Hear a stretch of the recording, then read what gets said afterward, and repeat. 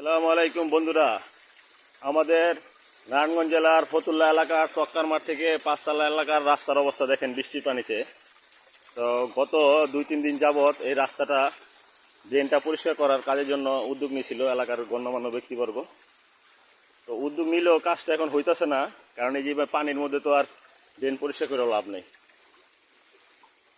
এখন এই রাস্তাটা যেন চলাবদ্ধতা না হয়, এটার জন্য আমাদের নিজের উদ্যোগ গ্রহণ করতে হবে। উদ্যোগ বলতে আপনারা বলতে পারেন, আপনাদের সাথে কিছু কথা আমি শেয়ার করি কীরকম উদ্যোগ। এই যে ধরেন, এই যে দেখছেন এখানে একটা ময়লার পলিথিন দেখছেন, এটা যে কেউ হয়তো বা বাসা থেকে ময়লাটা এখানে ফালাইছে। তো এইভাবে ময়লা গিয়ে কিন্তু ড্রেনের মধ্যে জমে, ড্রেনগুলো জলাবদ্ধতা সৃষ্টি হয়, রাস্তায় পানি ওঠে। তো আমার প্রশ্ন হইল আপনাদের কাছে, আমরা যারা এলাকার জনগণ আছি বা মানুষজন আছি, আমরা এই ময়লাগুলা যদি নির্দিষ্ট স্থানে ডাস্টবিনের মধ্যে ফেলতাম, তাহলে কিন্তু আমাদের পরিবেশটা এরকম দূষিত হয় না, অবশ্যই হয় না।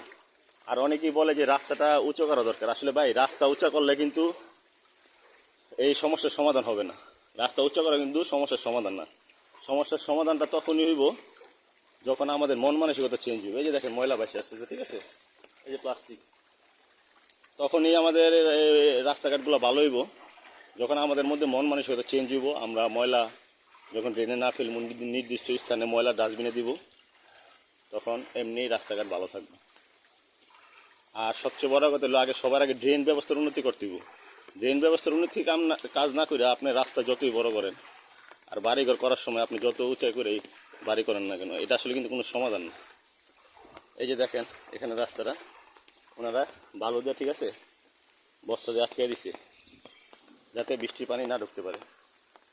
অথচ ওই যে দেখেন বস্তার ওই পারে কিন্তু পানি, এমন না যে ওই সাইডের বাসিন্দারা, ঠিক আছে, পানি না পারানো ছাড়া রাস্তা বেরোতে পারবো। তাহলে যে বস্তা দিয়ে বান দিয়া, তো এটা কোনো সমাধান হইল না।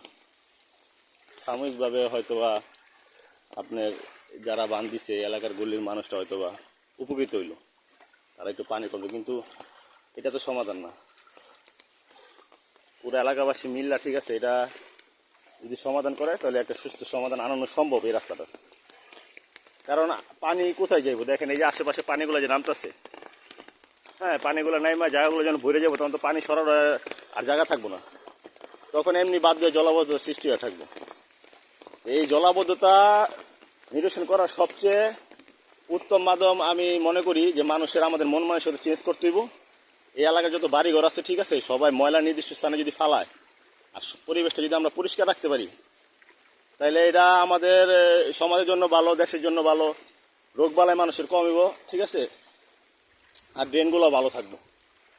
আর সবচেয়ে বড় কথা হলো, যাদের ওই জায়গায় ড্রেন আছে যদি আমরা স্ল্যাবের ব্যবস্থা করে দিই, তাহলে এই জিনিসটা আরও সুন্দর হইব।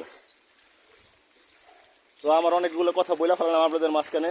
কথাগুলা যদি, আমার কোনো কথা যদি কোনো আপনার পছন্দ না হয়ে থাকে, তাহলে ক্ষমা দৃষ্টিতে দেখবেন, কারণ কোনো মানুষই সব দিকে পরিপূর্ণ নয়। এই যে দেখেন কত ময়লার কাগজ, হ্যাঁ, এই যে দেখেন, তারপর এই জায়গায় কত স্ল্যাব দেওয়া, এই জায়গায় আবার স্ল্যাব নেই। এরকম রাস্তাগুলো যদি ড্রেন করার পরে যদি স্ল্যাব দিয়ে দেওয়া হয় সুন্দর মতো নিজ দায়িত্বে, তাহলে জলাবদ্ধতা অনেকটা কম হইবে। তাহলে ময়লাগুলা ড্রেনে যাইতে পারবো না স্ল্যাবের কারণে। সবাই ভালো থাকেন, সুস্থ থাকেন। আমার এলাকার যারা আছেন, এই ভিডিওটা যদি আপনাদের চোখের সামনে পড়ে, আপনারা এখানে আপনাদের মতামত জানাবেন, তাহলে আমরা বুঝতে পারবো।